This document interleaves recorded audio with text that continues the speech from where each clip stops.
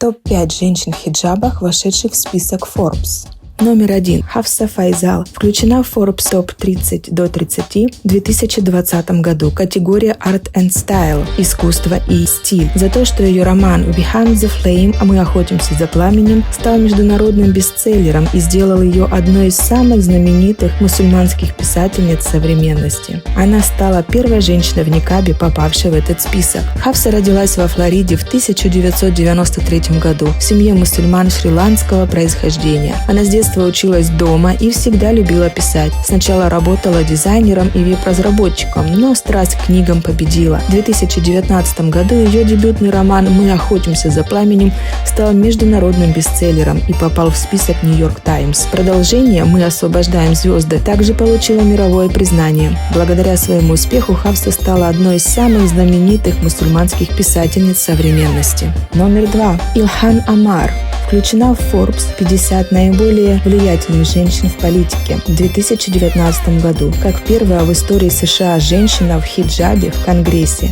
Также упоминалось в материалах Forbes о женщинах, меняющих политику США. Илхан Омар родилась в 1982 году в Сомали. В детстве она пережила войну и жила в лагере беженцев в Кении. В 1995 году ее семья получила убежище в США. Позже она окончила University of North Dakota, университет Северной Дакоты, по специальности политология и международные отношения. В 2018 году Илхан вошла в историю как первая мусульманка в хиджабе, избранная в Конгресс США. Она стала символом политического прогресса, защиты прав меньшинств и разнообразия. У Илхан 3 детей, и сегодня она продолжает активно выступать в защиту справедливости и равенства. Номер 3. Самия Сулуху Хасан.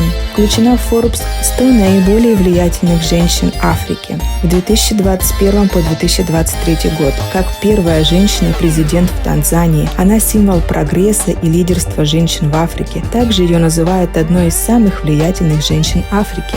Самия родилась в 1960 году в Занзибаре. Она получила образование в Танзании и Великобритании, имея диплом по экономике и государственным финансам. В 2021 году она стала первой женщиной-президентом Танзании. Ее называют «Мама Самия» за мягкий стиль, лидерство и близость к народу. Она ведет страну через кризисы, укрепляет демократию и уделяет особое внимание образованию женщин. Самия замужем, у нее 4 детей, один из сыновей известный актер. В Африке ее считают символом прогресса и примером для женщин-лидеров.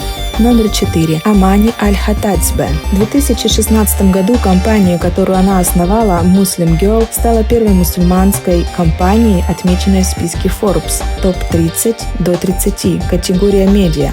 Амани стала первой женщиной в хиджабе в этом медиа-рейтинге. Также она была инициатором организации ежегодного Muslim Women's Day. Амани родилась в 1992 году в США в семье арабского происхождения. В 17 лет она запустила блог Muslim Girl, чтобы создать площадку, где мусульманки могли говорить от своего имени. Сайт быстро вырос и стал крупнейшей онлайн-платформой для мусульманок. В 2016 году Амани попала в список Forbes 30 Under 30, став первой женщиной в хиджабе в этом рейтинге, категория медиа. Она также инициировала День мусульманских женщин Muslim Women's Day, событие, которое отмечается ежегодно 27 марта, чтобы дать голос мусульманкам в медиа. Сегодня Muslim Girl читают миллионы по всему миру.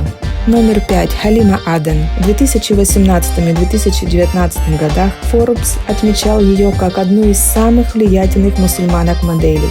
Она первая модель в хиджабе и буркине на конкурсе Miss Minnesota USA и подиуме Нью-Йорка. Снималась для Vogue, Allure, Glamour и Sports Illustrated.